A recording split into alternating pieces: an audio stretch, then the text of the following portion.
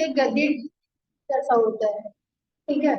और ये जो होता है ये शॉक एब्जॉर्बर की तरह काम करता है। आप कुछ भी हैवी एक्टिविटीज या जंपिंग वगैरह करते हो तो आपकी दोनों जो हड्डियां है वो आपस में टकराए ना। ठीक है। अगर क्या होगा अगर ये कार्टिलेज नहीं होगा?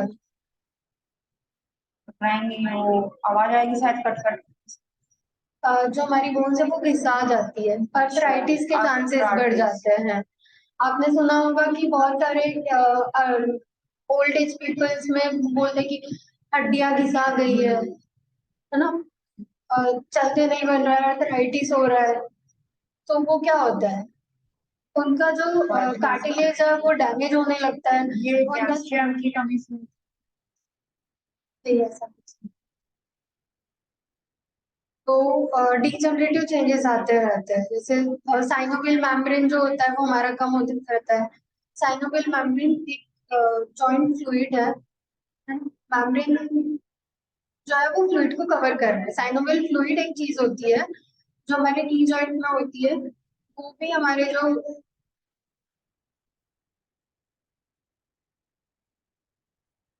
जो हमारे जॉइंट्स वगैरह है इनको प्रोटेक्ट करने का काम करती है। ठीक है। तो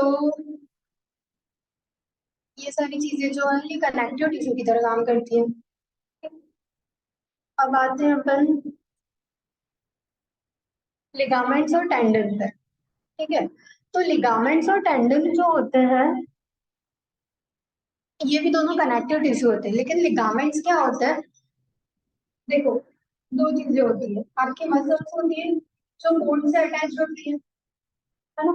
और बोन टू बोन भी अटैच होती है। तो बोन से बोन, एक बोन से दूसरी बोन को जो चीज अटैच करता है वो होता है लिगामेंट, है ना। और जो चीज मसल को बोन से अटैच कर रहा है वो आपका हो गया टेंडन। ठीक है। अब लिगामेंट भी फ्लेक्सिबल होता है, स्ट्रेचेबल होता है, और टेंडन भी जो होता है वो फ्लेक्सिबल होता है, स्ट्रेचेबल होता है। ओके। लेकिन इन दोनों में क्या डिफरेंस है? आपने सुना होगा स्प्रेन स्ट्रेन, है ना। आपने भी सुना ही होगा कि एंकल स्प्रेन हो गया हाँ हाँ है ना। हाँ। बहुत बार बोलते हैं एंकल ट्विस्ट हो गया, तो एंकल स्प्रेन हो गया है। एंकल स्प्रेन क्यों हो गया? क्योंकि जो हमारा जो एंकल जॉइंट है वो वेट बियरिंग जॉइंट, पूरी बॉडी का जो होल वेट है वो एंकल जॉइंट पे ही होता है। ठीक है। अब एंकल जॉइंट पूरी बॉडी का वेट बेयर कर रहा है, उसमें बहुत काफी सारे लिगामेंट्स है। ठीक है। तीन जॉइंट से बना हुआ होता है एंकल जॉइंट, वो हम आगे पढ़ेंगे। ठीक है। लेकिन जो एंकल जॉइंट है उसमें काफी सारे लिगामेंट्स होते हैं। फॉर योर नॉलेज मैं बता दूं, डेल्टोइड लिगामेंट होता है वो सबसे इंपॉर्टेंट लिगामेंट होता है एंकल जॉइंट का। ठीक है। अब जब एंकल ट्विस्ट हो जाता है, ठीक है, तो क्या होता है वो लिगामेंट जो होता है वो ओवर स्ट्रेच हो जाता है। जब एंकल ट्विस्ट होता है तो लिगामेंट जो होता है वो ओवर स्ट्रेच हो जाएगा। ठीक है। आपका वेट बियर कर रहा है एंकल, ठीक है। वो कोई भी इंजरी या कभी हो जाता है मोस्टली इसकी इन्वर्जन नहीं होती, जो बाहर की तरफ साइड की इसकी ऐसे नहीं होती है। तो इसमें क्या होता है कि लिगामेंट ओवर स्ट्रेच हो गया, ओवर स्ट्रेच हो गया तो क्या हो गया, वो इंजर्ड हो गया। ठीक है। तो हम इसे, जब लिगामेंट ओवर स्ट्रेच हो जाते हैं तो हम इसे कहते हैं स्प्रेन। ठीक है। और जब टेंडन जो है वो ओवर स्ट्रेच हो जाता है तो हम उसको कहते हैं स्ट्रेन। ठीक है। आप नोट करते जाइए। क्या होता है मैम? जब लिगामेंट ओवर स्ट्रेच हो जाता है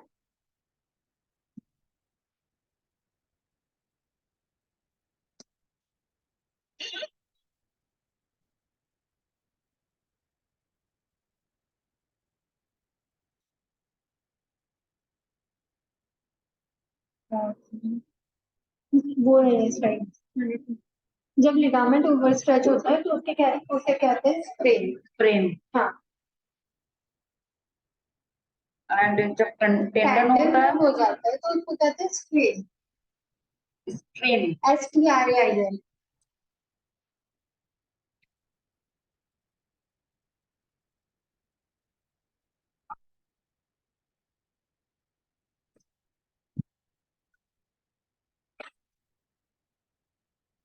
ठीक है। अब आगे बढ़ो। अब हमें देखते हैं स्केलेटल सिस्टम किन चीजों से बना है, कौन सी चार चीजें? Cartilage, ligament, tendon. चार चीजों से बना है। बोन्स, हाँ, एक बोन हो गया, कार्टिलेज, कार्टिलेज हो गया, और ये टेंडन, टेंडन, लिगामेंट। लिगामेंट। ठीक है, ये सारी चीजें मिलकर बनाता है स्केलेटल सिस्टम। ठीक है, अब एक नॉर्मल स्केलेटल सिस्टम जो होता है, हमारी जो बोन्स है वो ह्यूमन बॉडी का 20% वेट कवर करती है।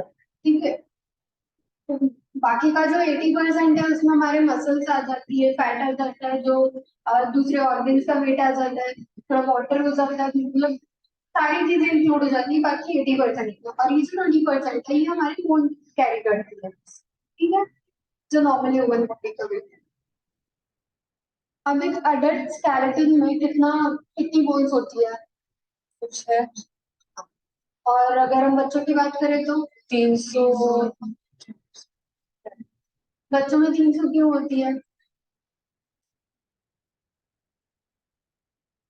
क्या, जोर से बोलो, कोई नहीं है यार, अपन नहीं है।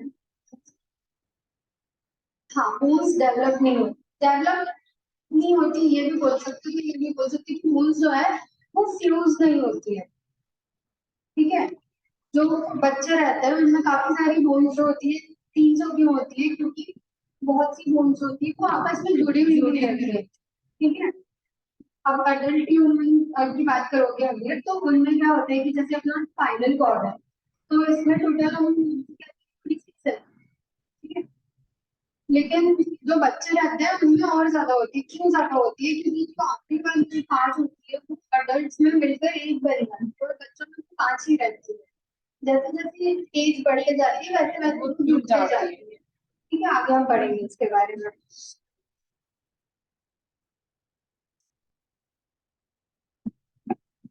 अब बच्चों का तो हो गया, लेकिन क्या मेल और फीमेल की भी सैनिटी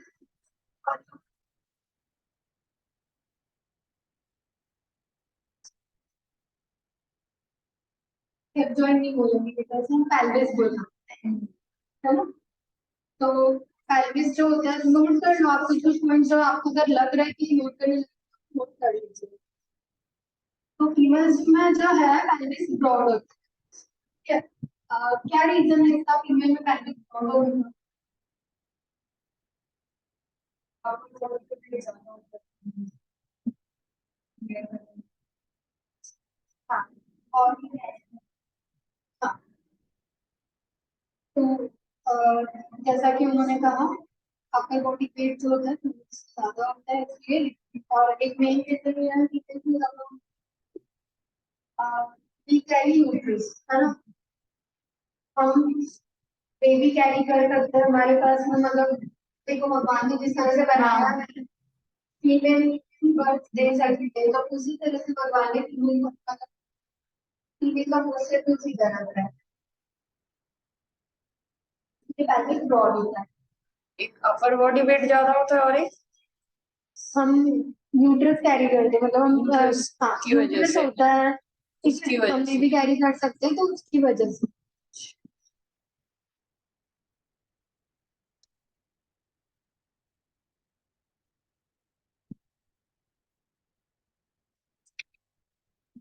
अब देखो ये तीनों डिफरेंस तो हो गए। ठीक है, अब इसके अलावा हम देखेंगे स्केलेटल के किन टाइप के होते हैं, मतलब एक्सियल और अपेंडिकुलर। ये नॉर्मल स्केलेटन है, अगर आप देखना चाहो तो जो पार्ट्स है ऊपर से नीचे तक अगर हम देखें तो ये स्कल हो जाता है। ठीक है,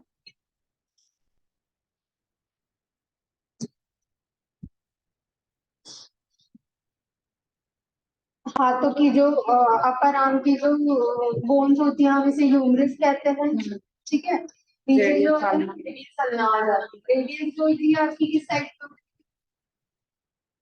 साइड में और अंदर की साइड में सलना। अल्लाह। अब ये उदाहरण के लिए किस साइड सलना, उस साइड रेडियस। देन आ जाता है आपका पेल्विस आ जाता है। ठीक, और लाइफ में जो आपकी आ जाती है फीवर आ जाती है, फीवर है, देन आपका फ्यूबुला अब लॉन्गेस्ट बोन कौन सी है? फीमर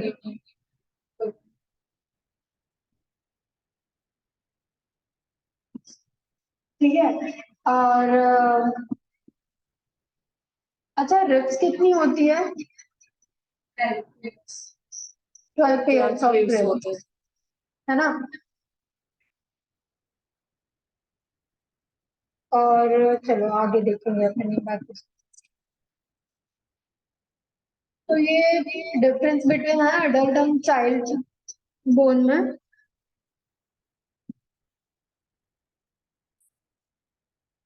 ठीक है, आप देख सकते हो ये जो बच्चों की जो बोन्स होती है, जैसा कि मैंने आपको बताया कि फ्यूज नहीं रहती है। ठीक है, अडल्ट की जो बोन रहती है वो फ्यूज रहती है। अब हम इसमें और भी कुछ चीजें करें, जैसे कि बच्चों की बोन्स होती है वो बैंडेबल होती है, वो क्रैक नहीं होती है इजीली। आपने देखा होगा जो पौधे होते हैं, है ना, एग्जाम्पल अगर मैं दूं, पौधे होते हैं तो अगर आप तोड़ना चाहो, है ना, वो टूटते नहीं, क्रैक नहीं होते, वो बैंड हो जाते हैं। और अगर आप वही स्टिकर लकड़ी इसलिए पूछ रहा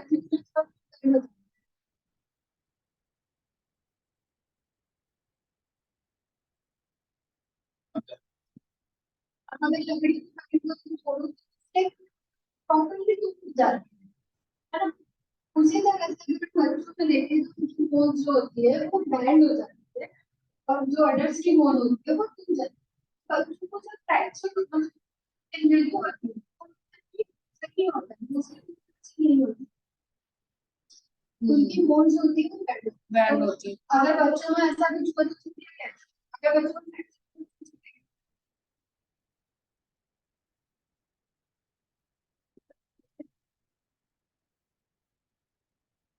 green stick fracture, green stick fracture,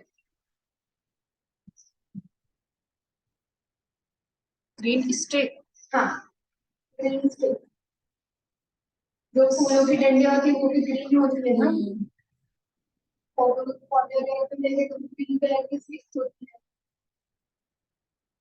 ठीक है, तो उस बेसिस पे कहते हैं उसे ग्रीन स्टिक फ्रैक्चर। और अडल्ट में तो हम फ्रैक्चर ही कहते हैं। इसमें आपका कैमरा चालू कर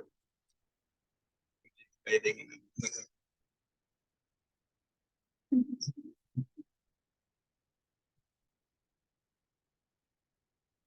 ठीक है,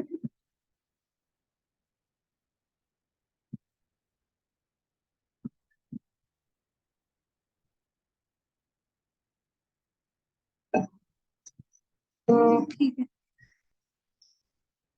हम इनमें कुछ सिमिलैरिटीज भी होती है ना।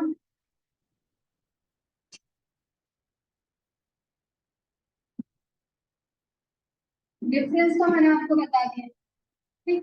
कुछ सिमिलैरिटीज भी होती है। सिमिलैरिटीज कैसी? दोनों की बोन जो होती है वो डेवलप होते रहते हैं।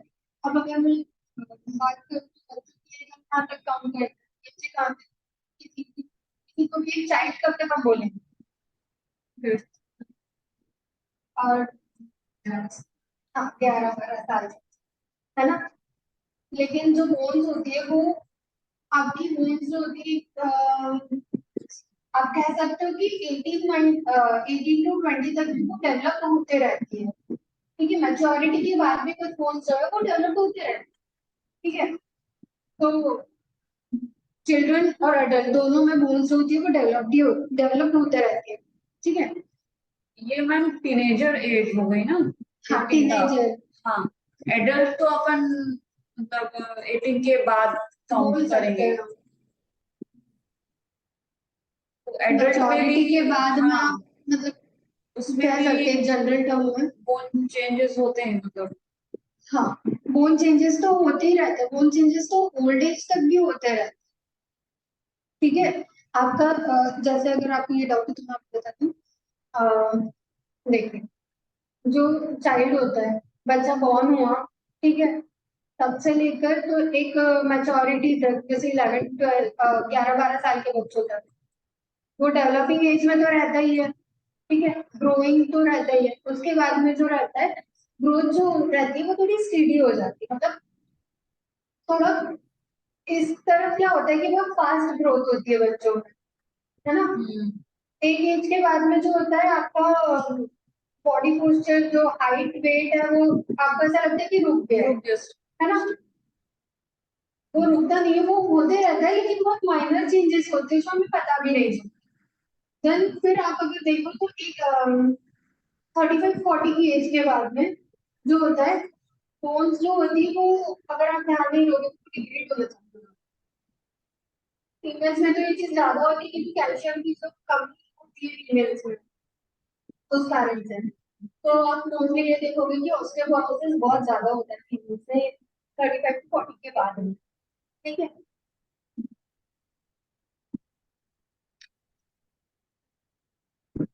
ये तो ठीक है।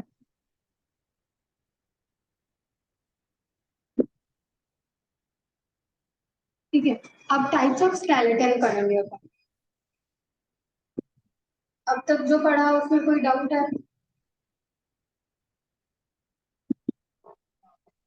ठीक है, तो टाइप ऑफ स्केलेटन, दो टाइप के स्केलेटन होते हैं, एक होता है एक्सियल, एक होता है अपेंडिकुलर। तो आप देख रहे होंगे दो अलग अलग पोस्टर्स दिए हुए हैं। तो एक्सियल स्केलेटन जो होता है, नोट करिए,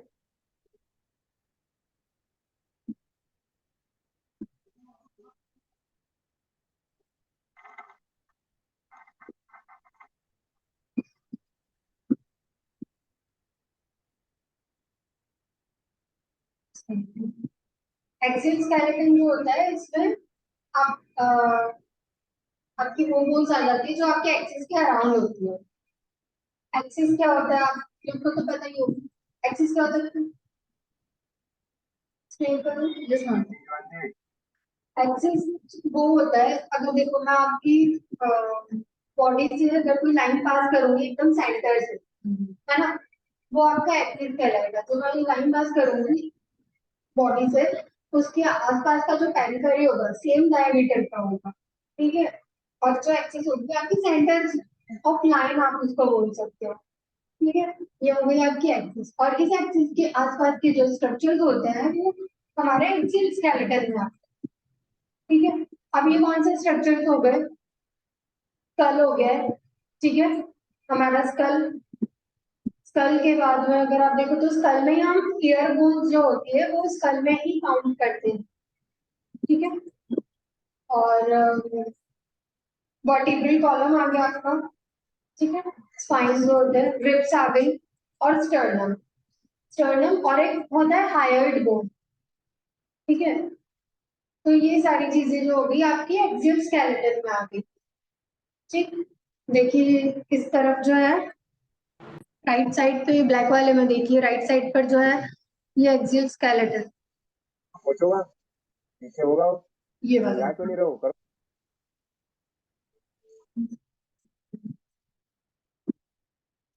जूम करना है।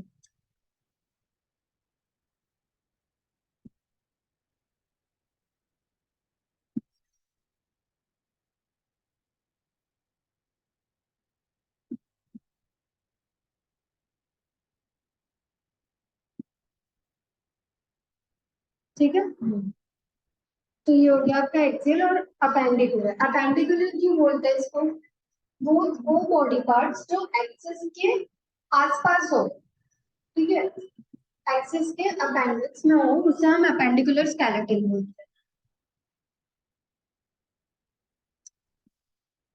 ये देखिए इसमें डिफरेंस है, ठीक है।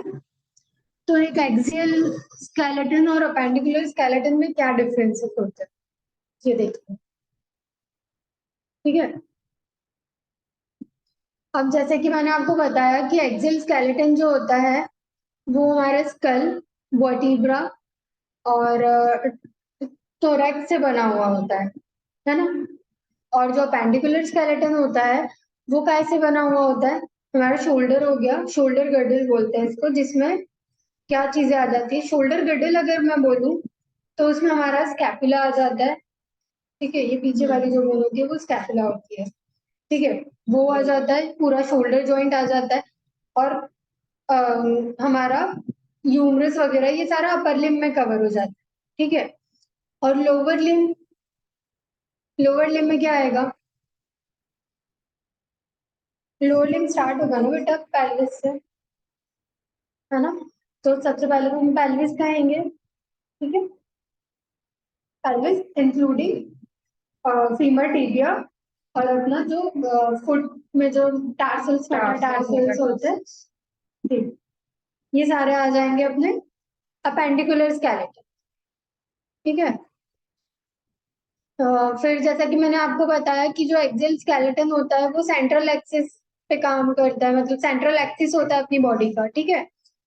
और जो अपेंडिकुलर होता है वो अपेंडेजेस होते हैं जो कनेक्ट करते हैं हमारी सेंट्रल एक्सिस से, ये अपेंडेजेस है, ये मेरा सेंट्रल एक्सिस है, ठीक है, ये सेंट्रल एक्सिस से मेरे ये अपेंडेजेस है जो है वो कनेक्टेड है, ओके, गॉट इट। जो एक्सियल स्केलेटन होता है वो 80 बोन्स से बना हुआ रहता है, ठीक है, और जो हमारा अपेंडिकुलर रहता है वो 126 बोन से बना रहता है, टोटल 206 बोन्स है जिसमें डिवीजन किस तरह से 80 और 126, ठीक है।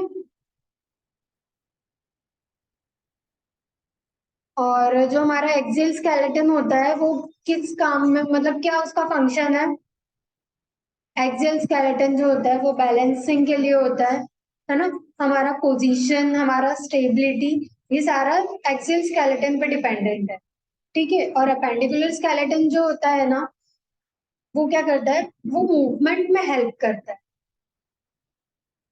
ठीक है, आपके जो भी मूवमेंट्स है, खाना है पीना है, जो भी हाथों पैरों के जो मूवमेंट्स करते हैं, ठीक है, ये सारी चीजों में, चलने में, ये सारी चीजों में अपेंडिकुलर स्केलेटन जो है वो हेल्प करता है,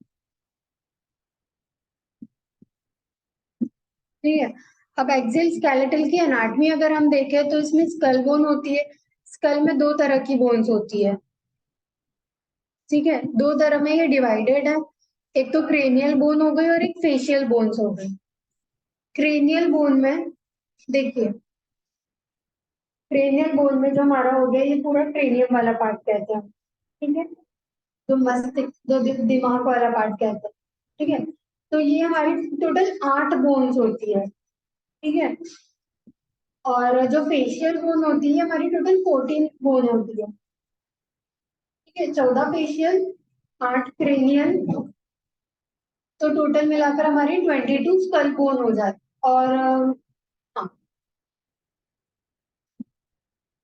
22 स्कल बोन हो जाती है, 22। हाँ,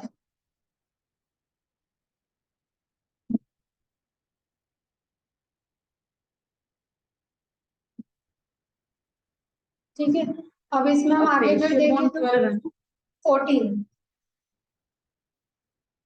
ठीक है।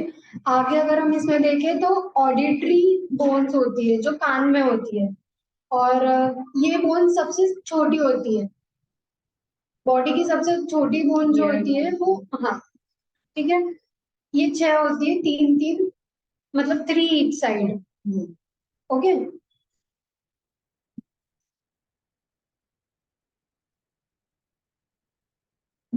और ये बोन्स जो होती है, जो हमारी कान में जो ऑडिटरी बोन्स होती है, ये अपना, इनका क्या फंक्शन होता है, साउंड वेव्स को, साउंड वेव्स को ट्रांसफर करना या सराउंडिंग के जो साउंड वेव्स है उनको एम्पलीफाई करके सिग्नल पहुंचाना, ठीक है, ये काम होता है।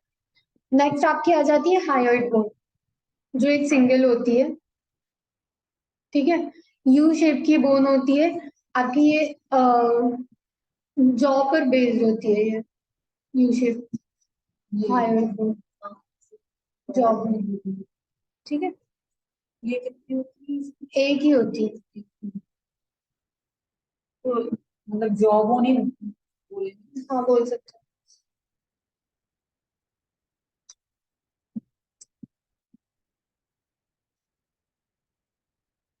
ठीक है। अब आ जाता है आपका वर्टिब्रल कॉलम। ठीक है, वर्टिब्रल कॉलम में अगर आप देखो तो इसमें टोटल 26 बोन्स होती है।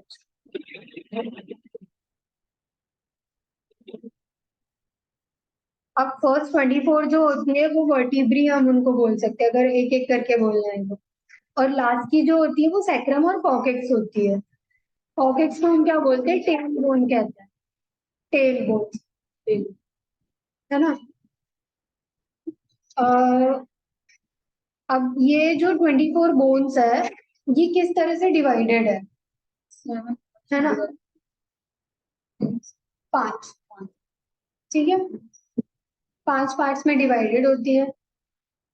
अब वो 5 पार्ट्स कौन से हैं?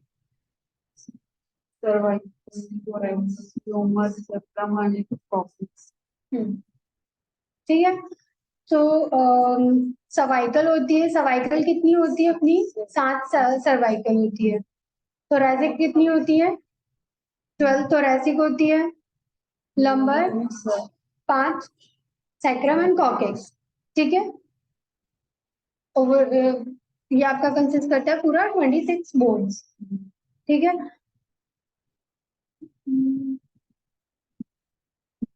और ये जो आपका स्पाइन होता है ये आपका पूरा बॉडी वेट कवर कर, मतलब जो है स्टेबिलिटी के लिए इसका फंक्शन क्या है, स्टेबिलिटी है, ठीक है, आपका बैलेंसिंग है, ठीक है, पोस्चर मेंटेन करता है। ये स्पाइन के फंक्शंस है। अब आ जाता है आपका थोरैसिक केज। ये हम जो भी चीजें पढ़ रही है किस में पढ़ रहे हैं, कौन से टाइप ऑफ स्केलेटन में पढ़, एक्सियल में ही पढ़ रहे हैं अभी तक, है ना। एक्सियल में ही पढ़ रहे हैं। क्या क्या चीजें हैं एक्सियल में, स्कल आ गया, और ये मतलब इसके पार्ट्स आ गए, रिब्स के पार्ट्स आ गए, और थोरेक्स के पार्ट्स आ गए। रिब्स और थोरैक्स एक ही चीज होती है। मतलब बीच के जितने भी हाँ, वो स्कल आ गया, हो अपना गया। स्पाइन हो गया, स्कल हो गया, स्पाइन हो गया, ठीक है, आपका थोरैसिक केज हो गया, ठीक है, और हायोइड बोन, हाँ, ठीक है, और आप कह सकते हो स्टर्नम। ये 5 चीजें होती है, ठीक है। अब हम पढ़ेंगे थोरैसिक केज। थोरैसिक केज जो होता है वो आपके लंग्स को सपोर्ट करता है, जो आपके लंग्स को प्रोटेक्ट करता है किसी भी इंजरी से। ये आपका स्टर्नम हो गया, ये थोरैसिक केज नहीं है जो आप ये फील कर रहे हो। देखो यहाँ पर आपकी ये जो क्लैविकल बोन है, टच करो सब अपने क्लैविकल को, हाँ पैल्पेट करो अपना क्लैविकल, ठीक है। अब आप जैसे जैसे इस एंड पर आते जाओगे आपको बीच में एक नॉच दिखेगा, इस नॉच से स्टार्ट होता है आपका स्टर्नम, ठीक है। और आप ऐसे ही पैल्पेट करके नीचे जाओगे तो आपको फिर से एक नॉच मिलेगा जो कि स्टर्नम का एंड है। ये हो गया आपका स्टर्नम, ठीक है। और इस स्टर्नम से हमारी पूरी रिब्स अटैच्ड होती है, ठीक है।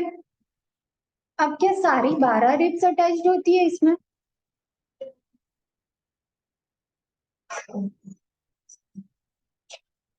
हाँ, 7 रिब्स जो होती है वो आपकी स्टर्नम से अटैच्ड होती है, 7 नहीं होती है आपकी 10 रिब्स तक आप बोल सकते हो कि अटैच्ड होती है, लेकिन ट्रू रिब्स जो होती है वो 7 होती है। क्यों? क्योंकि उनका जो अटैचमेंट है वो सेपरेट है, स्टर्नम से जो रिब्स का अटैचमेंट है वो सेपरेट है।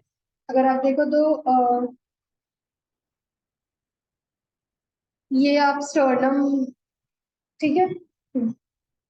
अब इनसे जो ये सेपरेट सेपरेट अटैच्ड है वो आपकी 7 रिब्स हो गई, ठीक है। और बाकी की जो 8, 9, 10 रिब्स है वो फ्यूज होके अटैच्ड होती है। वो उसी आती तो अलग अलग है, लेकिन जब अटैच होने की बारी आती है वो तीनों आपस में फ्यूज हो जाती है। वो किसी दूसरे उसमें जुड़ी रहती है शायद। नहीं, आती तो वो सेपरेट ही है ना। लेकिन जब स्टर्नम से आप अगर ये देखो कि समझो ये आपका स्टर्नम है ना, तो ये सेपरेट सेपरेट सेपरेट आ रही है लेकिन यहाँ पर फ्यूज हो गई और फ्यूज होके फिर जुड़ रही है, ठीक है। और तो शायद मैं पिक्चर बताऊं इसका, तो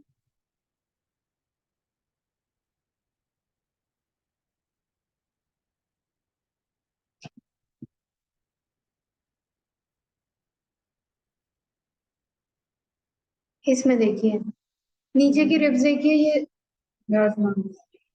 फ्यूज वगैरह हाँ जुड़ी है ना, ठीक है। ये होती है फॉल्स रिब।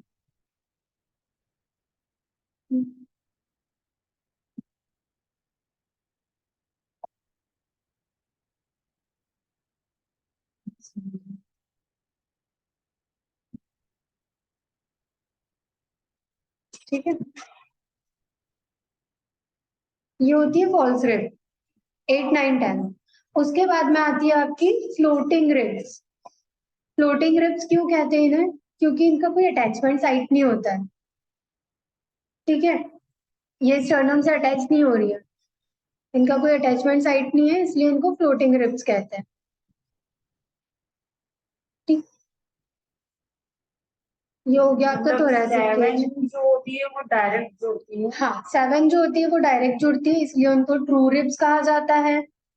8 9 10 जो है वो फ्यूज होकर जुड़ रही है, इसलिए उनको फॉल्स रिब कहा जाता है। और जो 11 और 12 रिब है, उनका अटैचमेंट साइट नहीं है, तो इसलिए उनको फ्लोटिंग रिब कहा जाता है।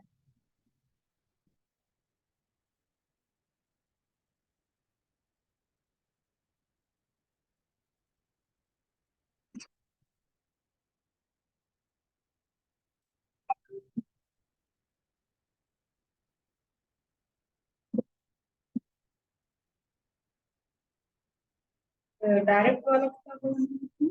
ट्रू रिब, ठीक है। आगे बढ़े, हाँ। अब आ जाते हैं अपन अपेंडिकुलर स्केलेटन। यहाँ आपका एक्सियल स्केलेटन खत्म हो गया, ठीक। अब अपेंडिकुलर स्केलेटन जो होता है, वो मैंने आपको बताया था, कितनी बोन्स होती है इसमें? 126 बोन से बना होता है। क्या क्या चीजें होती है? आउटसाइड की जैसे ना हैंड का हो गया, थाइस के, लेग्स के हो गए। हाँ, ये सारी चीजें होती है, ठीक है। तो अगर हम देखें, सारे इधर ही तो फोन क्या काम कर रहे हैं। होती है छोटी छोटी बोन्स भी काफी सारी होती है, अभी मैं आगे बताऊंगी ना आपको। हाँ, मतलब जो एक्सियल बोन्स ऐसा लग रहा है कि वो भी बहुत ये सारे बहुत होंगे। सारी हो गई, हाँ। इनमें काफी सारी बोन्स होती है, अभी आगे मैं बता रही हूँ, देखते हैं, ठीक है। तो हम अपर लिम्ब से स्टार्ट करते हैं, ऊपर से। सबसे पहले आ जाता है हमारा पेक्टोरल गर्डल। पेक्टोरल गर्डल जो हम कहते हैं, क्योंकि यहाँ पर एक पेक्टोरल मसल होती है ना। अब पेक्टोरल मेजर माइनर, ठीक है। तो ये हमारा हो गया पेक्टोरल गर्डल। अब इसमें क्या क्या चीजें होती है? पेक्टोरल गर्डल में हमारा आ जाएगा, क्लैविकल आ जाएगा, है ना।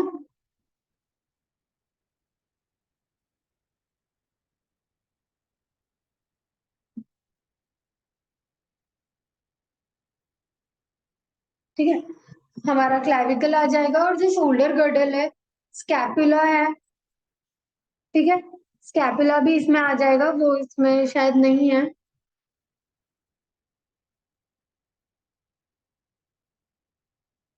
हाँ, ये देखिए, ठीक है। पेक्टोरल गर्डल में क्या आ जाएगा हमारा? स्कैपुला आ जाएगा और क्लैविकल आ जाएगा।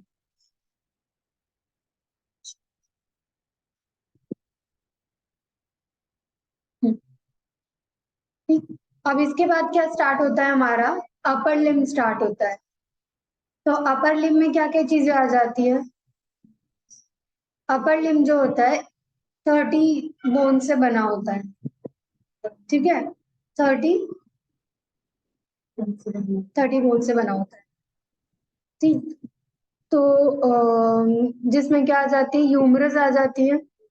ह्यूमरस जो हमारी हैंड है, ये वाला अपर आर्म वाली जो बोन होती है, ठीक है, उसके बाद क्या आ जाएगा, रेडियस और अल्ना आ जाएगा। रेडियस जो होगा मैंने आपको बताया वो थंब साइड पे होता है ना।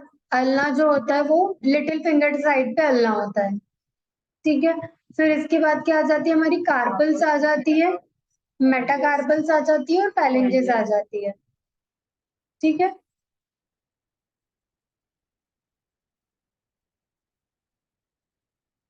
और जो हमारी रेडियस होती है, ह्यूमरस होती है, वो लॉन्ग बोन होती है अपर आर्म की। ठीक है, ह्यूमरस होती है अपर आर्म की लॉन्ग बोन। उसके बाद जो आती है हमारी रेडियस होती है, वो फोर आर्म की लॉन्ग बोन होती है। ठीक, और जो हमारे कार्पल्स होते हैं वो 8 कार्पल्स होते हैं। हम जो कलाई बोलते हैं, रिस्ट जॉइंट जो बोलते हैं, ये हमारा कार्पल से बना है ना। और रेडियस, अल्ना और कार्पल्स, इन तीनों का जो जॉइंट है वो हमारा रिस्ट जॉइंट कहलाता है। मेटाकार्पल्स जो होती है वो हमारी 5 होती है और 14 फैलेंजेस होती है। ये जो उंगलियों में होती है ये हमारी 14 बोन्स होती है।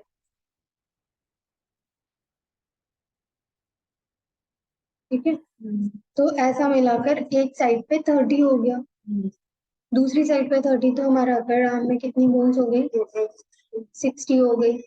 ठीक है, आपका जो डाउट है वो क्लियर कर रही हूँ।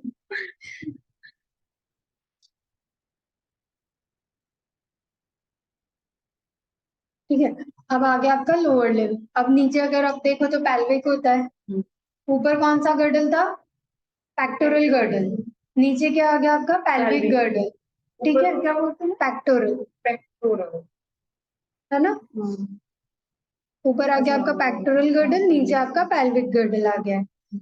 ठीक है, इनको अपन हिप बोन भी बोल सकते हैं। ठीक है, बहुत से लोग इसे हिप बोन बोलते हैं, लेकिन हाँ, इट्स नॉट करेक्ट टर्म। ठीक है, अब ये पेक्टोरल जो पेल्विक गर्डल जो है, ये 3 बोन से बना, 3 चीजों से बना रहता है, इलियम, इस्चियम और प्यूबिस।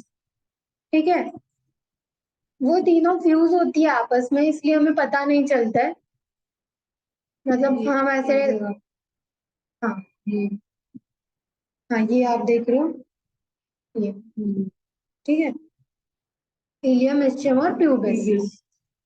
ठीक है, इन तीनों से बना रहता है। जो अपर टॉप पोर्शन होता है उसे हम क्या कहते हैं, इलियम कहते हैं। ठीक है, इस्चियम जो होता है वो हमारा कर्व्ड पार्ट होता है। ठीक है, और प्यूबिस जो होता है वो फ्रंट में जो लोअर पार्ट होता है वो हमारा प्यूबिस होता है। आप लोगों ने तो ये चीज पढ़ी होगी क्लास में। अब आते हैं हम लोअर लिम्ब पे, तो लोअर लिम्ब में जो होती है, ये भी 30 बोन ईच होती है। ठीक है, तो अब फीमर, जैसा कि आप लोगों ने बताया था कि ये पेल्विक के इसके भी लार्ज, ये मतलब एक ही एक करती हूँ, हाँ, तो एक ही एक करती हूँ, मतलब 3 बोन हो गए 3 ईच साइड। इस साइड, टोटल। मतलब वैसे इसे हम 3 नहीं मानते क्योंकि ये फ्यूज होकर बनी है ना, फ्यूज होकर बनी है ना, तो हम इसे 3 नहीं मानते, हम इसे एक एक ही मानते हैं। हैं, ठीक है, आपस में जुड़ी रहती है। आपस में जुड़ी रहती है इसलिए। तो 2 ऐसे हो गई। ठीक है, और जो आपकी फिर 4 बची, तो 2 स्कैपुला और 2 क्लेविकल। ठीक है, टोटल 126।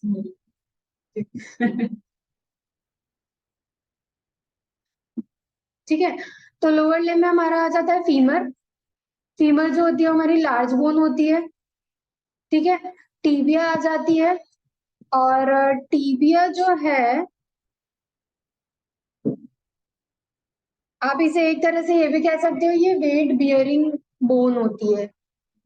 ठीक है, रनर्स में और जो एथलीट्स वगैरह होते हैं उनमें आप देखा होगा कि जो सबसे ज्यादा मेन बोन होती है वो टीबिया होती है। क्यों, क्योंकि ये वेट बियर कर रही है उनका। ठीक है। अगर आप स्प्रिंटर्स देखोगे, स्प्रिंटर्स कौन होते हैं? जो रेस वगैरह जो लोग करते हैं, एथलीट्स जो होते हैं, वो 100 मीटर रेस वाले, 400 मीटर रेस वाले, तो उनमें जो होता है ना, वो टो पे रनिंग करते हैं, है ना। टोज पे रनिंग करके, क्योंकि उनको बहुत कम डिस्टेंस बहुत ज्यादा टाइम में कवर करना पड़ता है, ठीक है। तो इन लोगों में जो होता है वो शिन पेन बहुत ज्यादा होता है, टिबिया का पेन बहुत ज्यादा होता है, ठीक है। तो आपको वो ध्यान रखना है, अगर आपके पास कोई ऐसे एथलीट्स वगैरह आ रहा है, तो उनमें आपको ये चीज का ध्यान रखना है, जो जो एथलीट्स लोग हैं, जो रनर्स है, हाँ, उनमें शिन पेन बहुत ज्यादा होता है, तो आपको इन चीजों का ध्यान रखकर भी उनको करवानी रहती है प्रैक्टिसेस, ठीक है। फिब्यूला आ जाती है हमारी, जो टिबिया को सपोर्ट करती है ना। पटेला जो है वो हमारा नी कैप है, फीमर और टिबिया फिब्यूला ये हमारी हो गई।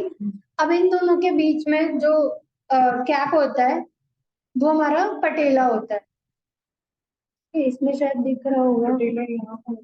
हाँ, ये देखो, हाँ, ये पटेला जो इन्होंने दिखाया है, आप इसे आप पैल्पेट भी कर सकते हो, अगर आप पैर को ऐसे खोलोगे, नी को, हाँ, इस तरह से अगर आप पैर खोलोगे, तो ये जो ऊपर पैल्पेट हो रहा है वो आपका पटेला होता है, ठीक है। और फिर आपके आ जाता है ये एंकल जॉइंट आ जाता है, मेटार्सल्स, मेटाटार्सल्स आ जाती है ना, और फेलेंजेस आ जाती है, ठीक है। कोई डाउट? आगे बढ़े। अब हमने पूरा बोन स्ट्रक्चर तो पढ़ लिया, ठीक है। हमने ये भी देख लिया स्केलेटन होता कैसे है, बोन्स क्या होती है, कितनी होती है। अब बोन्स की लेयर्स क्या होती है, ठीक है। ऐसा तो नहीं है कि सिर्फ एक बोन ऐसे ही, उसकी भी लेयर्स होती है, ठीक है। तो 3 लेयर्स होती है बोन्स की। ये आपकी होती है पेरियोस्टियम, ठीक है। पेरियोस्टियम जो होती है वो आपकी आउटर मेम्ब्रेन होती है, बाहर की जो मेम्ब्रेन होती है वो पेरियोस्टियम कहते हैं उसको, ठीक है। ये क्या करती है, आपकी बोन्स के जो इनर मेम्ब्रेन से इनको प्रोटेक्ट करती है, ठीक। फिर आता है आपका कॉम्पैक्ट बोन, ये पेरियोस्टियम के नीचे वाली लेयर होती है, ये वाइट होती है, हार्ड, हम मतलब कुछ बोन्स में ये हार्ड होती है, कुछ में स्मूथ होती है, ठीक है। और ये क्या करती है, ये स्ट्रक्चर, इंटरनल स्ट्रक्चर प्रोवाइड करती है, आपकी जो बोन का स्ट्रक्चर है ना, ये कॉम्पैक्ट बोन से बनता है, ठीक है। और कॉम्पैक्ट बोन को कौन कवर कर रहा है? पेरियोस्टियम, ठीक है। ये प्रोटेक्ट कर रहा है, ये कवर कर रहा है, ये एज अ शील्ड काम कर रहा है। जो कॉम्पैक्ट बोन है वो आपका स्ट्रक्चर प्रोवाइड कर रहा है, और इसके अंदर सबसे नीचे आ जाता है आपका स्पॉन्जी बोन। स्पॉन्जी बोन क्या होता है, ये सबसे अंदर वाली सॉफ्टर लेयर होती है, और ये क्या फॉर्म करता है आपका बोन, आपका जो मैरो है, बोन मैरो, वो फॉर्म करता है। अच्छा, आपको पता है क्या बोन मैरो क्या होता है? बहुत बार टीवी में तो सुना होगा। क्या होता है बोन मैरो? गुड, जहाँ पर रेड ब्लड सेल्स फॉर्म होते हैं। बोन मैरो आपका एक ऐसा साइट है जहाँ पर रेड ब्लड सेल्स फॉर्म होते हैं,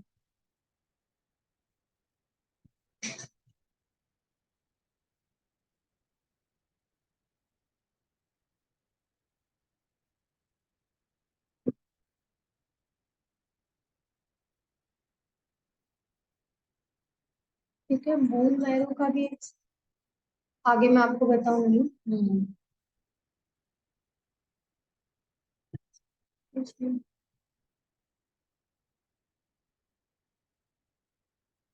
अगर टाइम बचा तो डिटेल में अपन फिर डिस्कस करेंगे बोन मैरो को, ठीक है। अब अपन आते हैं फंक्शंस पर, ठीक है। तो क्या फंक्शंस होते हैं स्केलेटन सिस्टम के?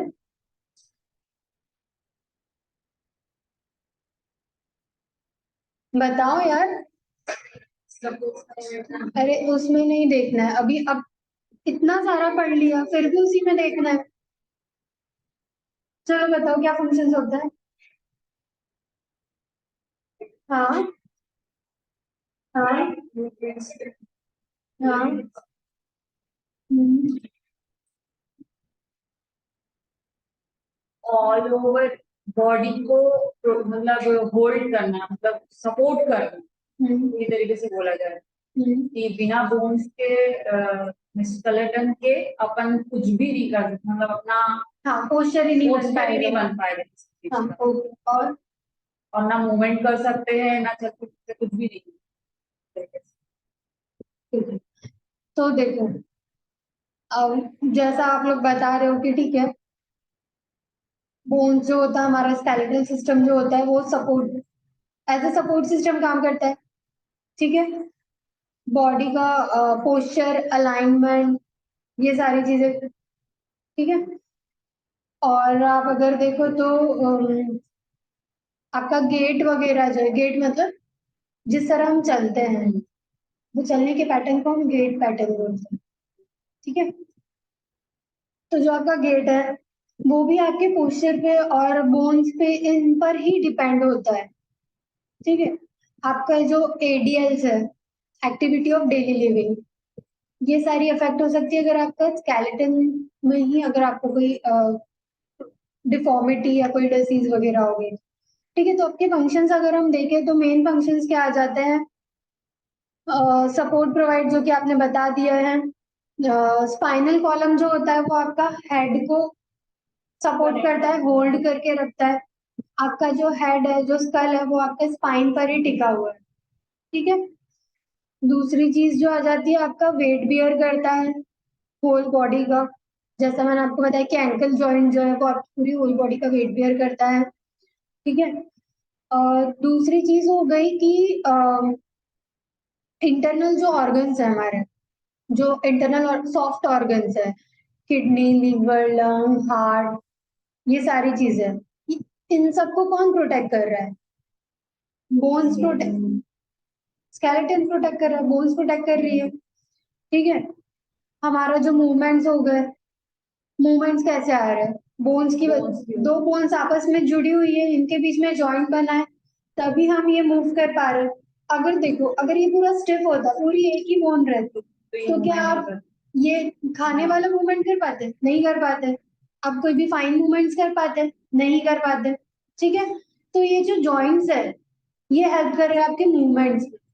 ठीक। दूसरी चीज आ गई कि ब्लड सेल्स प्रोड्यूस करते हैं, जैसे अभी आपने बताया कि बोन मैरो प्रेजेंट होती है और वो क्या काम करती है? ब्लड सेल्स प्रोड्यूस कर रही है। ठीक है। और एक चीज आ जाती है कि आपका मिनरल्स एंड न्यूट्रिशन, ये चीज भी आपका स्टोरेज का काम करता है। कैल्शियम स्टोर करता है, बाकी अदर न्यूट्रिशन स्टोर करता है, मिनरल्स, न्यूट्रिशन, पोटेशियम वगैरह स्टोर करता है। ठीक है।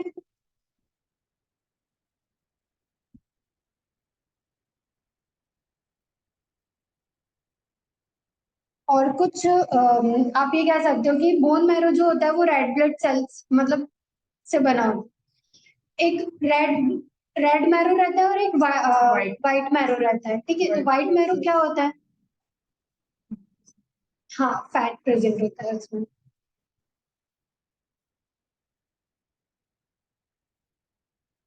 ठीक है। कोई डाउट है फंक्शंस में?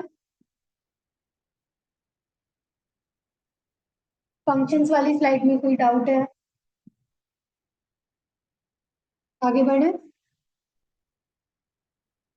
अब देखो कौन सी कंडीशंस होती है जो आपके स्केलेटल सिस्टम को अफेक्ट करती है। ठीक है। तो फ्रैक्चर हो गया। अब फ्रैक्चर अगर आप देखो,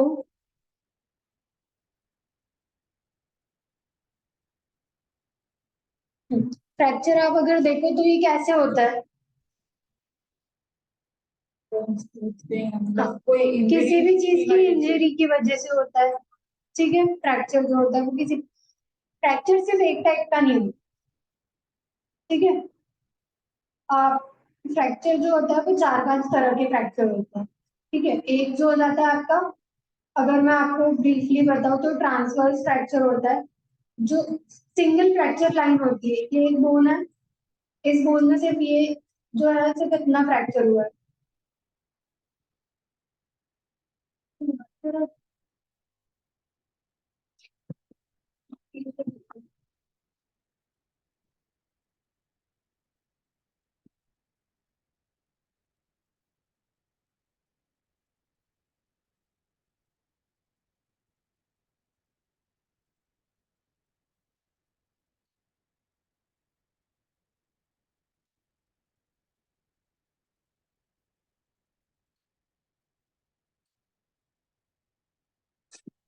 ये आपकी नॉर्मल बोन हो गई, ठीक है।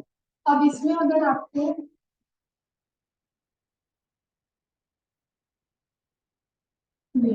इस तरह का फ्रैक्चर हो गया तो इसे हम कहेंगे ट्रांसवर्स फ्रैक्चर, ठीक है, ट्रांसवर्स फ्रैक्चर। अब अगर फ्रैक्चर ये नहीं हो गए और इस तरह का हो गया, ठीक है, और आगे से भी ऐसे पूरा बोन फ्रैक्चर हो गया है ना, तो ये आ जाएगा अपना स्पाइरल फ्रैक्चर, ठीक है। ट्रांसफर हो गया, स्पाइरल हो गया। आप आपका एक आ जाता है वर्टिकल फ्रैक्चर भी होता है, वो सब टाइप में आता है, ठीक है। एक आपका आ जाता है मल्टीपल फ्रैक्चर, या आप उसको बोल सकते हो कंपोजिट फ्रैक्चर। इसमें क्या होता है, आपकी जो बोन है उसके तीन चार टुकड़े हो जाते हैं, तीन चार पार्ट में डिवाइड हो जाते हैं, उसको क्या बोलते हैं, ये कॉम्पैक्ट फ्रैक्चर हो गया या मल्टीपल फ्रैक्चर आप बोल सकते हो इसे,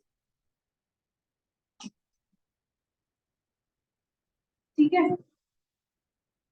ये कुछ तीन चार टाइप्स होते हैं फ्रैक्चर के, ठीक। अब कुछ फ्रैक्चर जो होते हैं वो कंप्रेशन की वजह से भी होते हैं, जैसे कोई बहुत जोर ऊपर से कूद गया है ना, काफी हाइट से कोई कूदा है, तो फ्रैक्चर जो हुआ है वो आपके बोन पे बहुत ज्यादा वजन एकदम से पड़ गया, तो कोई भी चीज कैसे कंप्रेस हो जाती है एकदम से, उस तरह से जो फ्रैक्चर होता है उसे कंप्रेशन फ्रैक्चर कहते हैं, ठीक है।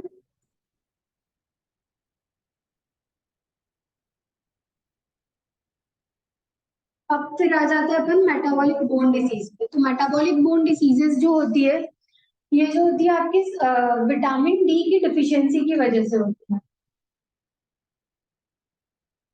ठीक है।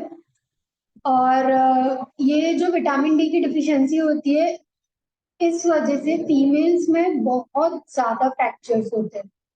तो metabolic bone disease can cause fracture, ठीक है, metabolic bone disease leads to fracture, ठीक है।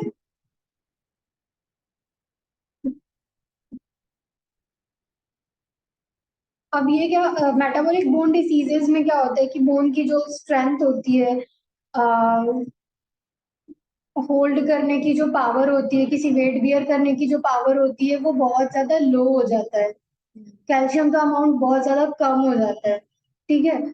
तो मतलब आपने कभी देखा होगा, आई गेस, अगर नहीं देखा है तो मैं आपको बता देती हूँ कि फीमेल्स में जो होता है ना, थोड़ा सा अगर झटका भी लगा तो फ्रैक्चर हो जाता है, बहुत इजीली फ्रैक्चर हो जाता है, क्यों? क्योंकि उनमें एक एज के बाद में, जैसे मैंने आपको बताया था कि 40-45 की एज के बाद में कैल्शियम का अमाउंट फीमेल में कम हो जाता है, तो उस एज ग्रुप वाले जो फीमेल्स होगी आपको उनमें ये चीज बहुत जल्दी देखने मिलेगी। तो आप जब भी प्रैक्टिस अगर कभी करवा रहे हो किसी अबव 40-45 एज ग्रुप वाली फीमेल्स को, तो आपको इतना नॉलेज होना चाहिए, मतलब ये एटलीस्ट उनका पता होना चाहिए कि उनका बोन हेल्दी है नहीं है, उनका ऑस्टियोपोरोटिक तो नहीं है, ऑस्टियोपेनिक तो नहीं है। ऑस्टियोपेनिक मतलब क्या होता है कि जो कैल्शियम का अमाउंट होता है बोन में वो कम हो जाना, बोन की जो डेंसिटी होती है वो कम हो जाना, ठीक है, उसको बोलते हैं ऑस्टियोपीनिया।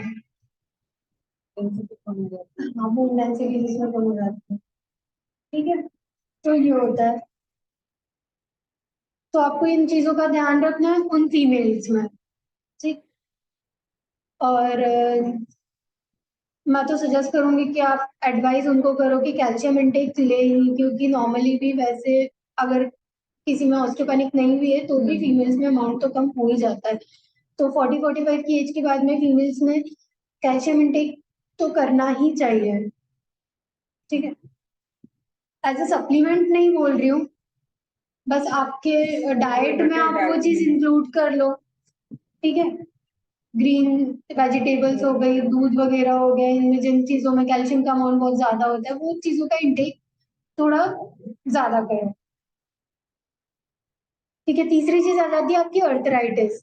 अर्थराइटिस क्या होता है, जॉइंट्स में जो होता है इन्फ्लामेशन हो जाता है, स्वेलिंग आ जाती है जॉइंट्स में, ठीक है। अब इसकी वजह से क्या होता है, सुबह सुबह जो होता है बहुत ज्यादा पेन होता है, स्टिफनेस होती है। जॉइंट्स में पेन को कहते हैं अर्थराइटिस, ठीक है। इसमें इन्फ्लामेशन भी आ जाता है। अब ये अर्थराइटिस जो है वो दो टाइप के होते हैं। एक तो नॉर्मल जो ऑस्टियोआर्थराइटिस होता है, और दूसरा जो होता है वो रूमेटॉइड अर्थराइटिस होता है।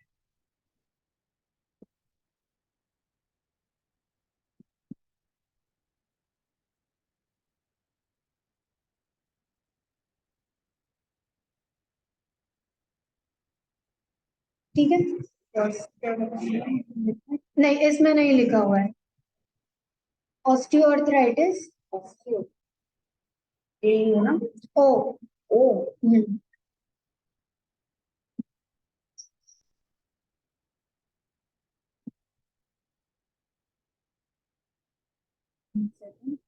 Rheumatoid arthritis.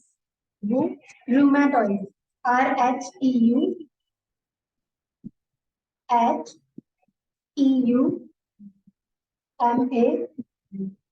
You Y TOID।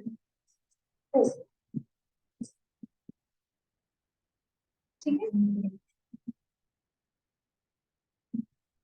तो रूमेटॉइड अर्थराइटिस जो होता है ये आपका जो होता है ये किसी फीवर वगैरह की कंडीशन हो गई है ना।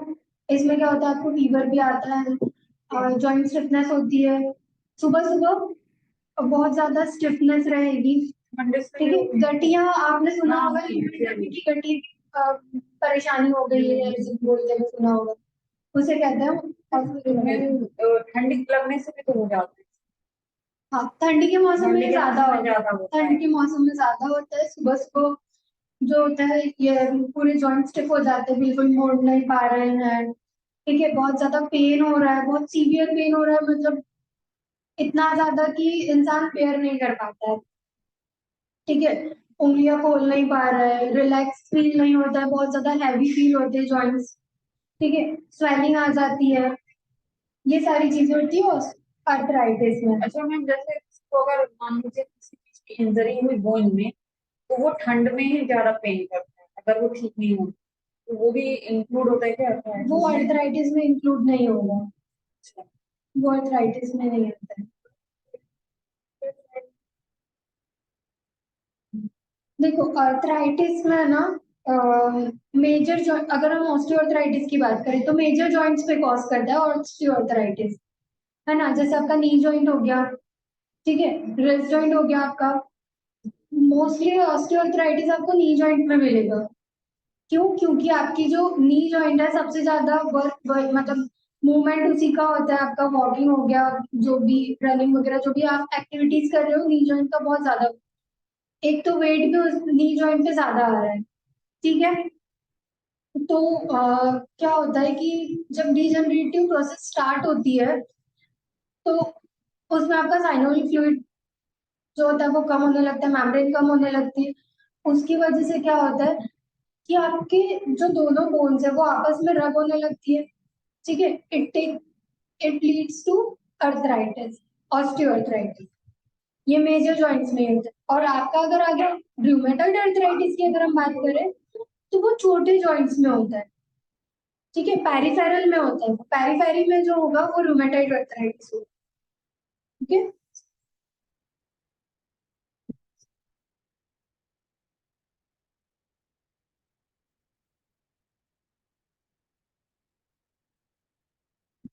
और ये जो रूमेटॉइड अर्थराइटिस होती है वो आप एक तरह से कह सकते हैं कि ऑटो इम्यून होती है। ऑटो इम्यून मतलब जो खुद ही की अच्छा बॉडी से हाँ, ठीक है। और ये किसी इन्फेक्शन वगैरह, वगैरह का ज्यादा हाँ, लेकिन ऐसा भी नहीं है कि आप बहुत ज्यादा ही कैल्शियम इंटेक करने लग गए तो आपकी बॉडी में कैल्शियम कम और ज्यादा हो गया, ऑस्टियोपोरोसिस होने, ये सॉरी, जो कैल्शियम बल्जेस होता है वो फॉर्म होने लग जाते हैं, वरना ज्यादा कैल्शियम अमाउंट अगर हो जाता है। ठीक है, और दूसरी चीज होती है कि रूमेटॉइड अर्थराइटिस जो होता है वो इन्फेक्शन की वजह से भी कॉज हो सकता है। ठीक है,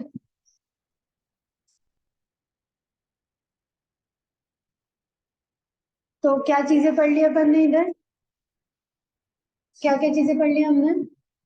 फ्रैक्चर पढ़ लिया, ठीक है, मेटाबॉलिक बोन डिसीजेस पढ़ ली, अर्थराइटिस पढ़ लिया। अब और कौन सी कंडीशन है जो अफेक्ट करती है? कैंसर हो गया, बोन कैंसर ही हो जाए, ठीक है। तो वो, ये तो मतलब ये रेयर होता है, लेकिन फिर भी ये बहुत ज्यादा हार्मफुल चीज होती है, ठीक है। बोन कैंसर के कॉजेस क्या हो सकते हैं? ब्लड। बोन कैंसर के कॉजेस, देखो कैंसर सेल जो होता है वो आप कह सकते हो कि एक ऑटो इम्यून तरह का ही होता है, ठीक है। कैंसर ऐसा तो है नहीं कि कम्युनिकेबल है, ठीक है। आपकी जो डाइट वगैरह या आपको कुछ ऐसी चीज है जिसकी जो कैंसर कॉज करता है, ठीक। तो कैंसर क्या चीज होती है? ये अनवांटेड सेल ग्रोथ होती है, ठीक है। अनवांटेड सेल ग्रोथ होती है जो नॉर्मल नहीं होता है, जो आप कह सकते हो एक जो होता है हेल्दी सेल ग्रोथ होती है, अनहेल्दी होती है, ठीक है। अब ये हेल्दी तो चलो ठीक है, ये अगर ज्यादा भी हो गया तो कोई हार्मफुल नहीं है, लेकिन कैंसर जो सेल होती है तो वो जो होती है वो आपकी पूरी बॉडी में फैल जाती है, ठीक है। एक तरह से तो ये हो गया। दूसरी चीज अगर मैं बोलूं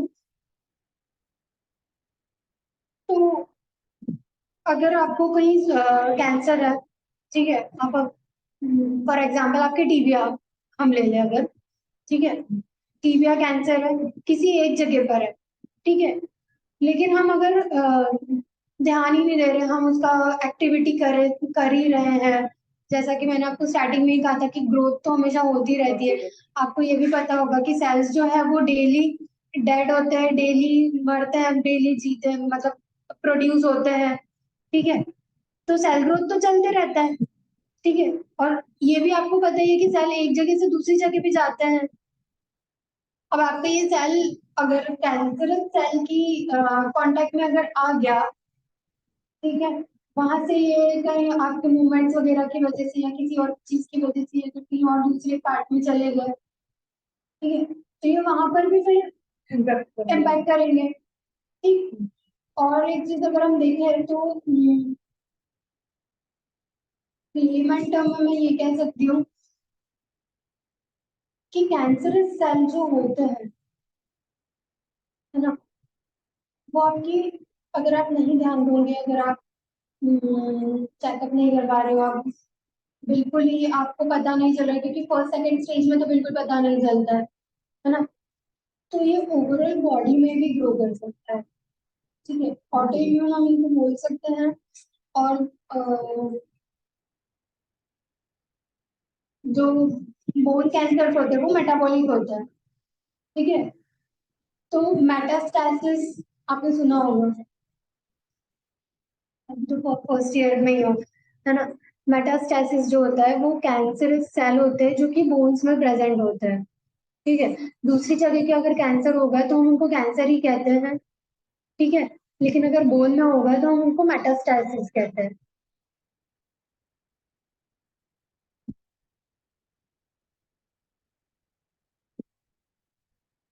और ये जो बोन कैंसर्स होते हैं वो ब्लड सेल्स की वजह से, जो ब्लड बोन मैरो में जो फॉर्म हो रहा है ना, उनमें कैंसर डेवलप हो गया उस वजह से।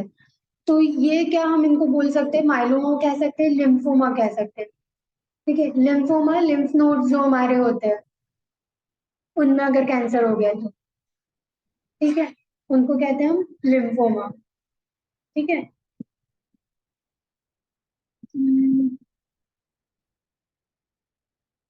और मेजर कॉजेज जो होते हैं कैंसर के, तो वो तो आपके जो फूड इनटेक वगैरह में जो स्मोकिंग वगैरह सबसे मेन कॉज हो गया आपका, ठीक है। और कभी कभी क्या होता है कि किसी इंजरी के बाद में कैंसर डेवलप हो गया, किसी कभी कभी, हाँ, इन्फेक्शन के बाद में, इंजरी के बाद में, कभी कोई ऑपरेशन हो गया तो किसी मेजर ऑपरेशन के बाद में भी चांसेस होते हैं कैंसर डेवलप होने के, ठीक है। फिर आगे आपका स्पाइनल कर्वेचर आ जाता है। तो स्पाइनल कर्वेचर में आपके 3 टाइप की डिस्ट्रॉफीज हो सकती है स्पाइन की। एक होता है आपका काइफोसिस, एक होता है आपका लॉर्डोसिस, और एक होता है स्कोलियोसिस। ठीक है। तो काइफोसिस में क्या होता है कि आपका जो अपर बैक होता है, जो थोरैक्स वाला रीजन है, उसका जो कर्वेचर है वो डिस्टर्ब हो जाता है। तो आपने देखा होगा इस तरह के लोग होते हैं, बैंडिंग हो जाता है, अपर बैक जो होता है वो बैंड हो जाता है। ठीक है। ये ये होता है काइफोसिस में। लॉर्ड ऑफ थोरैक्स जो होता है आपका टी T1 से लेकर आपका T7 तक के जो पार्ट होता है वो आपका इसमें इम्पैक्ट, उस चीज पे इम्पैक्ट करता है। ठीक है। उसका कर्वेचर जो होता है वो डिस्टर्ब हो जाता है। देन आ जाता है आपका लॉर्डोसिस, L1 to L5। जो आपका कर्वेचर होता है, नॉर्मल नंबर कर्वेचर होता है, ज्यादा हो जाता है ना, तो उसको हम लॉर्डोटिक कर्वेचर बोलते हैं। ठीक है। और फिर आ जाता है आपका स्कोलियोसिस। स्कोलियोसिस में क्या होता है, लंबर और थोरैसिक दोनों का ही कर्वेचर जो होता है वो डिस्टर्ब हो जाता है। आप देखो कि इस तरह के लोग रहते हैं, मतलब एक साइड में उनकी जो स्पाइन होती है वो एक साइड में टिल्ट हो जाती है, वो आ जाता है आपका स्कोलियोसिस में। ठीक है। ये 3 चीजें होती है, सी शेप स्पाइन कहते हैं हम इसमें। इधर से बंद हो गई एक साइड। हाँ। ठीक है। अब ये हो गया आपका जो डिसीजेस वाली चीज है वो खत्म होती है। क्या क्या चीजें पढ़ी अपन ने इसमें, तो एक रिवीजन जल्दी जल्दी बताओ। फ्रैक्चर्स, हम्म हम्म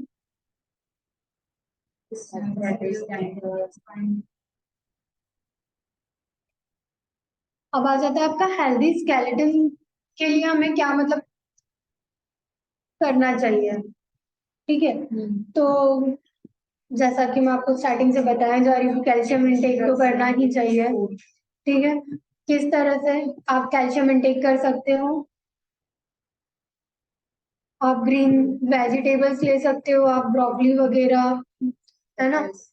और नॉन वेजिटेरियन अगर हो तो फिश वगैरह आप ले इनटेक कर सकते हो। ठीक है। कैल्शियम के लिए मोस्ट कॉमन मतलब मोस्ट इम्पोर्टेंट होता है हमारा विटामिन डी, और विटामिन डी का जो मेन सोर्स होता है वो हमारा सनलाइट होता है। ठीक है।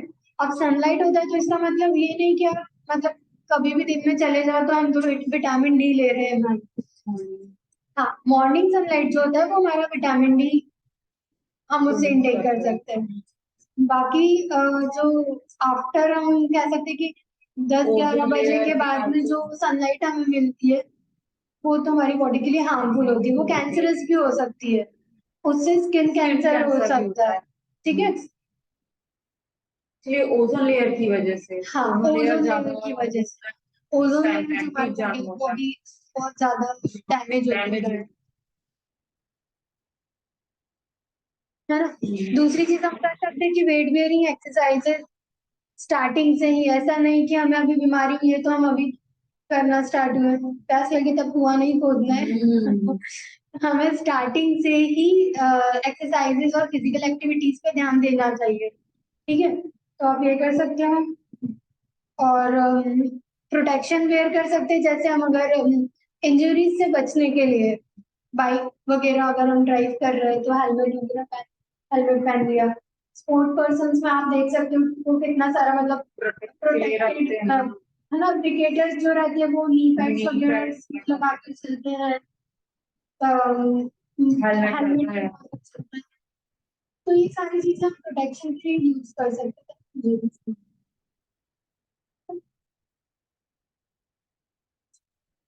तो यहाँ हमारा लेक्चर फिनिश होता है। Thank you. अगर कोई डाउट हो तो आप बिल्कुल पूछ सकते हो, कुछ चीज नहीं समझ में आई हो या कुछ चीज और ज्यादा जाननी हो।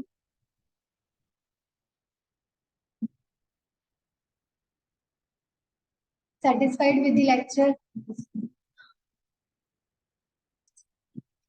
ओके। अच्छा, बोन मैरो जो होती है वो हर इंसान की बोन मैरो की अलग गुड क्वालिटी होती है, मतलब क्या होता है, हर किसी से मैच नहीं होती, ऐसा कुछ होता है क्या? हाँ जैसे हाँ। ब्लड ग्रुप देखो होता है, बोन मैरो जो होता है वो आपका ब्लड डीएनए होता है, डिपेंडेंट, ठीक है। बोन मैरो में आपके डीएनए डीएनएस।